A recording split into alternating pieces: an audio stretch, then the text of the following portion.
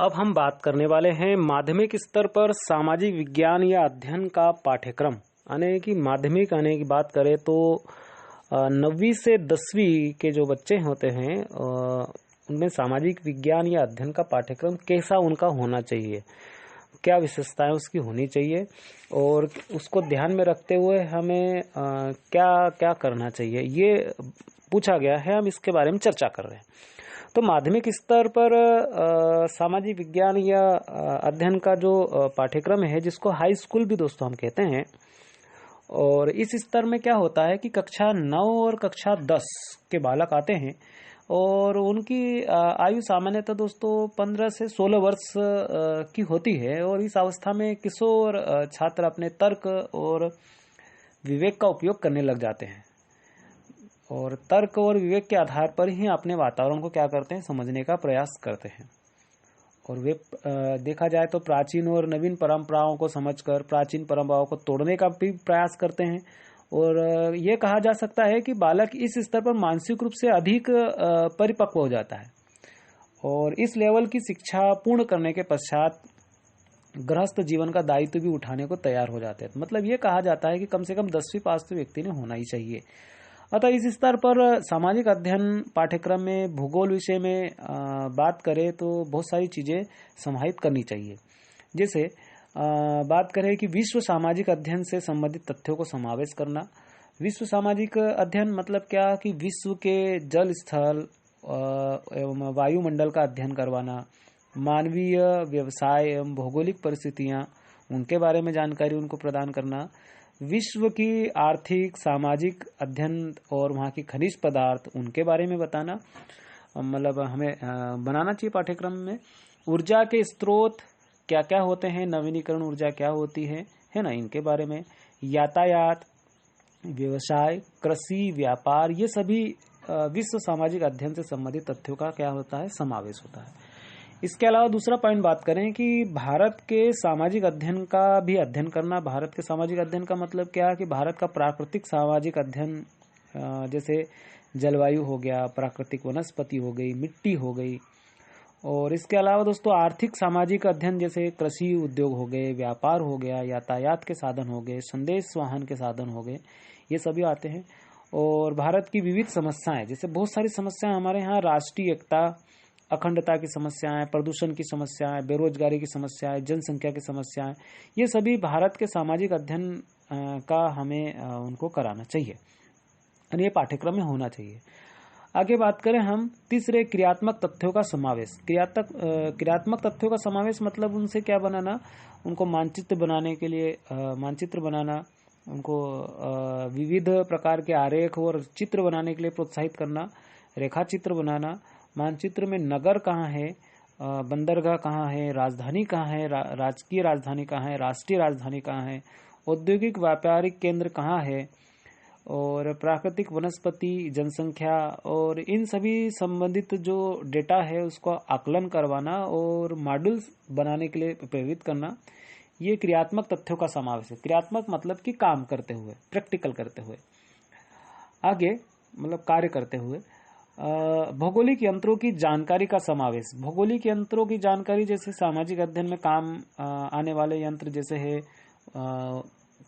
हमको वायुदाब नापना है तो वायुदाब नापी के बारे में, दिशा सूचक के बारे में, फिर थर्मामीटर यानी कि तापमापी यंत्र, इनकी सामान्यतः उनको जानकारी प्रदान करवाना है।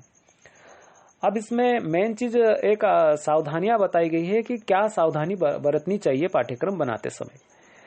तो माध्यमिक स्तर पर यानी कि हाई स्कूल स्तर पर सामाजिक अध्ययन के पाठ्यक्रम का निर्माण करते समय कुछ बातों का ध्यान रखना आवश्यक है। किसी राज्य विशेष से इस स्तर पर सामाजिक अध्ययन को पाठ्यक्रम में कितना महत्व दिया गया है। सामाजिक अध्ययन अलग अलग स्वतंत्र विषय के रूप में पढ़ाया जाता है और सामाजिक अध्ययन नामक विषय में स्थान दिया गया है इसको। उदाहरण के लिए देखा जाए तो जैसे महाराष्ट्र राज्य में सामाजिक अध्ययन की विषय वस्तु को सामाजिक अध्ययन विषय के द्वितीय भाग में स्थान दिया गया है, जबकि अन्य किसी प्रदेश में माध्यमिक स्तर पर सामाजिक अध्ययन अलग स्वतंत्र विषय के रूप में पढ़ाया जाता होगा। अतः दोनों राज्यों की जो है सामाजिक अध्ययन की विषय वस्तु में पर्याप्त अंतर रहना स्वाभाविक नहीं है। स्वतंत्र विषय के रूप में सामाजिक अध्ययन की विषय वस्तु अधिक होगी और सामाजिक अध्ययन विषय के अंतर्गत सामाजिक अध्ययन की विषय वस्तु कम होगी। ऐसा अलग अलग राज्यों में अलग अलग डिफरेंट हमको देखने को मिलता है। अब हम बात करते हैं दोस्तों आगे, उच्च माध्यमिक स्तर पर सामाजिक विज्ञान का या अध्ययन का पाठ्यक्रम कैसा होना चाहिए।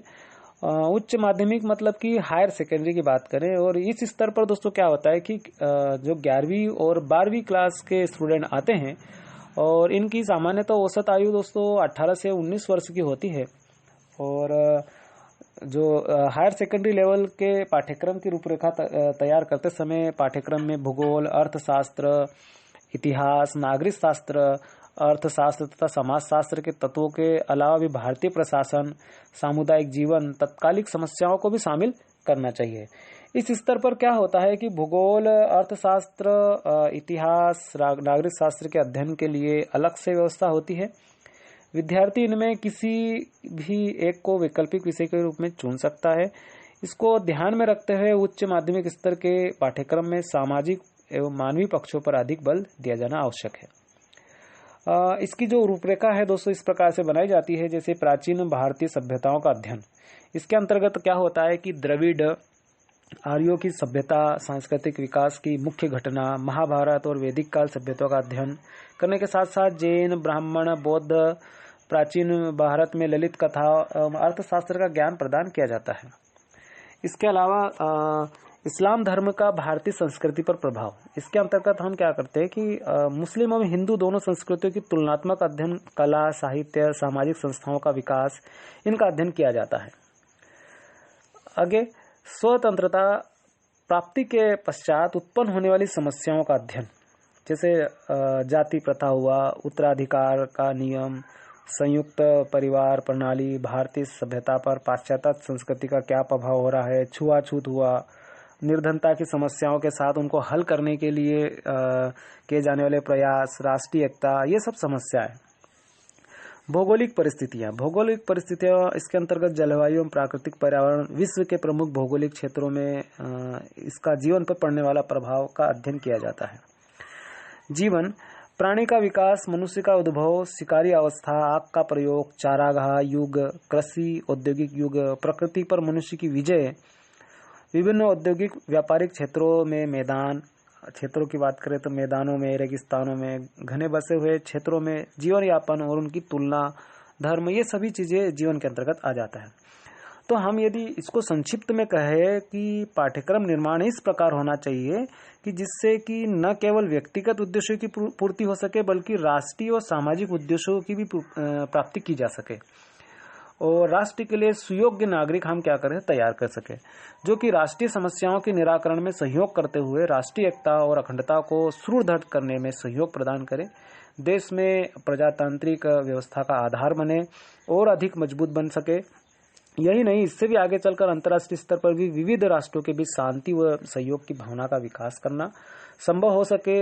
और हम बात करें कि विश्व बंधुत्व या वसुधैव कुटुंबकम की भावना पनप सके, साथ ही साथ आर्थिक क्षेत्र में भी राष्ट्र को दिनों दिन उन्नति कर सके, ऐसा हमारा पाठ्यक्रम होना चाहिए। उम्मीद करता हूं दोस्तों ये आपको लेक्चर समझ में आया होगा। मिलते हैं नए लेक्चर के साथ, जब तक के लिए जय हिंद।